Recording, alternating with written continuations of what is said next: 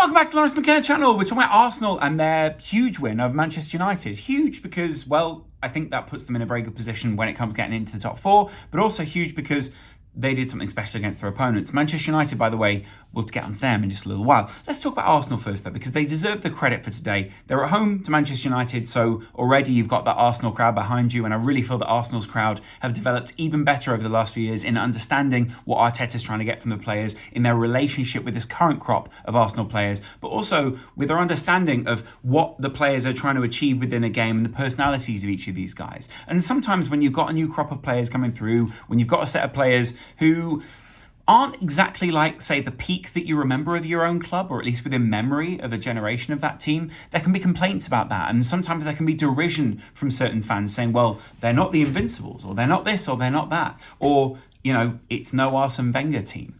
But I believe really that as these guys have begun to trust each other, and they've definitely trusted each other this season, and they've begun to show that out on the pitch, we're seeing people like Mikel Arteta now lauded amongst these Arsenal fans. And there's reasons why. And one of the great reasons is putting Odegaard next to Saka. And then, I mean, I like Emile Smith-Rowe, but I feel like those are the two more prominent players. And it's that side which is just so strong for Arsenal. And there are times where, you see great things coming from the left for Arsenal. I think it was the cross for the first goal that was created from there. That really should have been cleared, but it wasn't. And then Arsenal took advantage. I think in the same way that Liverpool smelt blood, this Arsenal team felt the same. And Manchester United looked, again, more than slightly, very disorganised out there. Fullbacks not in great positions. The centre-backs kind of all over the place. And early on, you could tell that Arsenal were just in the ascendancy, not only because of the way that they were playing, but also because genuinely, Manchester United just didn't seem to know what they were doing. And I get it, Matic and McTominay starting at the base of that midfield. Whilst that might look solid, they've again conceded 3 goals in a game. And you think, realistically, Manchester United shouldn't be conceding 7 goals in 2 games when they've got a new manager, someone who's meant to be part of gegenpressing, meant to be putting pressure on the opposition. But the little pressure they did put, honestly, Arsenal looked so comfortable throughout it. It was the pressure when Arsenal was basically sucking Manchester United forward and then passing, getting it around them. It was causing problems for Manchester United. So even Manchester United's pressure was being exploited by the opposition and used against them, essentially. Now, the thing that I often think about the Arsenal team is, I know I was looking for them to have this core team together, and that this core team would be the team that led them to the Champions League. But the problem with that was you need to keep all those people fit. And it's the 2 fullbacks at the moment at Arsenal that aren't fit. And that seems to be causing them a bit of a problem. Not because, they're not at least a decent side or a great team.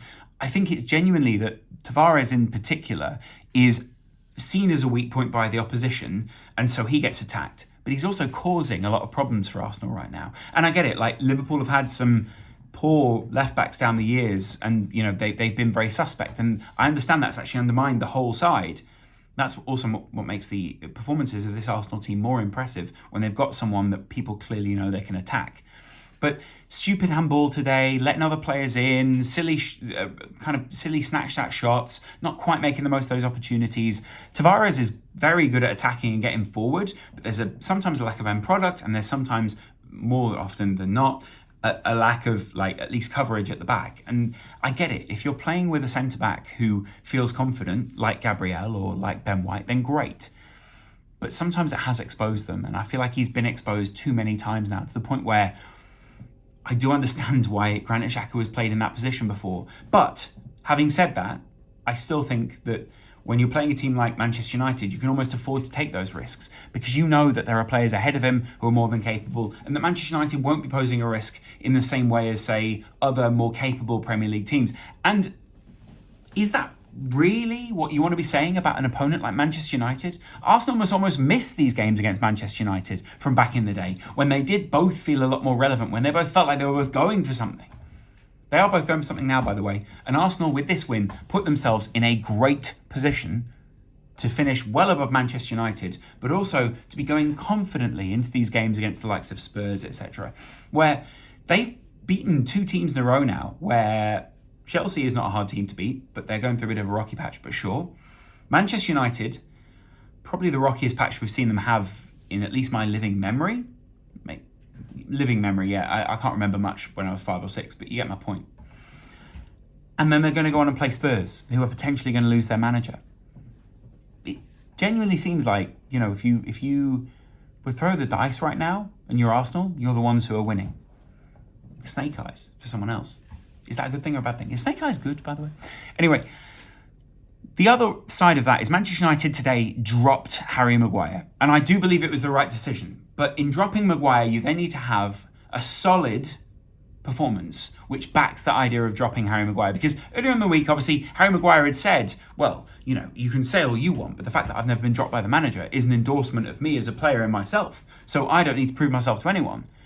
That then backfired as he was not started, but in not starting him, Lindelof and Varane still got ripped apart at times. They both missed the ball for the first goal. They both didn't look as confident as they should have. They both succumbed to pressing, as did the midfield just ahead of that with Matic and McTominay.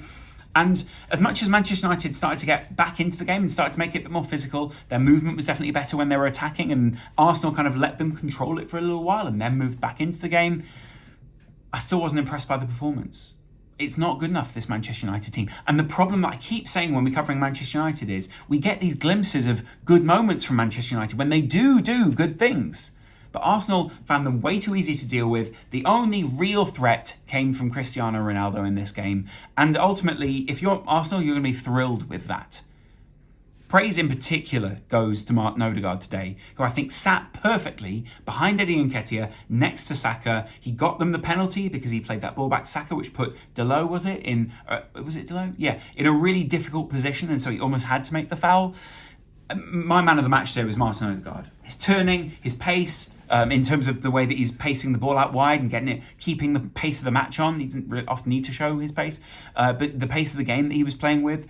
And then not only that, but the way that he was just making space for these other players, such as Saka, such as Nketiah to run into, such as Manchester United players dropping deeper and then other people coming in behind that.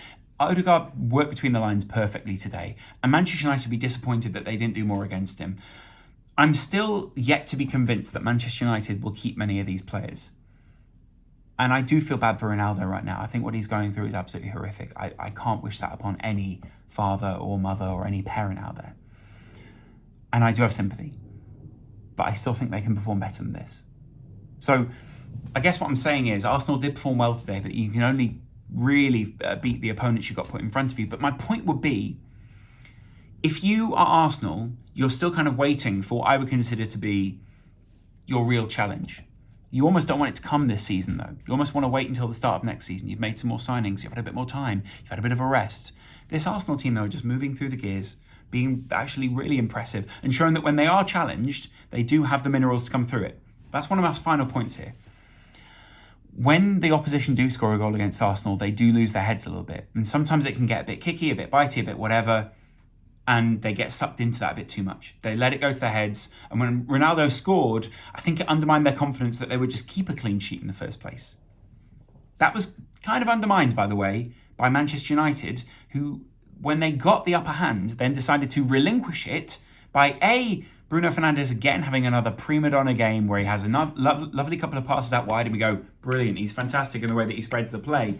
But ultimately, he's not doing enough in the midfield. He's not contributing enough to the system forward or backwards. And he's also having moments where really he should have been sent off today and we should have been seeing Arsenal cruise through to an easy victory. It was a penalty for the second, by the way. And I do feel that maybe Arsenal should have had Manchester United should have had that penalty. I do feel it was very close, but it was still a penalty. And Bruno, again, missing a penalty, not great. I still think Bruno is better than this. I just feel like they're sacrificing a lot at Manchester United right now to accompany and accommodate what Cristiano Ronaldo wants to do on that pitch. So ultimately, I do think Manchester United were underwhelming, but I think there were times where Arsenal made them look underwhelming. Who knows? I do. And I think Manchester United are sacrificing too much.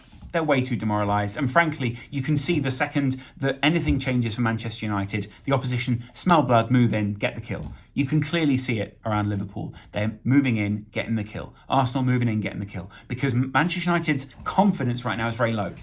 And that's why Manchester United fans will be hopeful.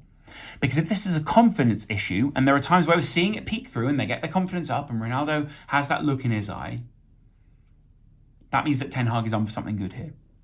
Because if he can bring it together, give them a semblance of a back line, give them some stability, and start to work on that team from front to back, put Donny van de Beek in the base of midfield, put whoever it is you've got at that point, probably not Pogba, maybe Bruno one side, maybe a signing on the other, who knows? Maybe Declan Rice is at the club. I've heard a couple of things. Maybe Declan Rice is going there. I've heard there's a few pre-contracts that are being discussed. Who knows? Anyway, if you can get all of that in place, you can keep Ronaldo for that season, you can progress Alanga, maybe you keep Rashford for that time and assess him, and you can bring one more forward in who can mix things up.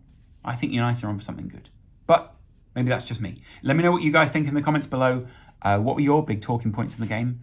And do you think Manchester United will make top 4? I currently don't. But if anything, if Wolves win their game in hand, I think it's almost better for Manchester United to just keep dropping down and not finish in those European places. It's going to be too much. They need the time to rebuild. And whilst it is good European opposition, Ten Hag might want that time with some of the players rather than actually having to play games. Let me know what you guys think. I'll see you in a couple of hours. Much love. Bye.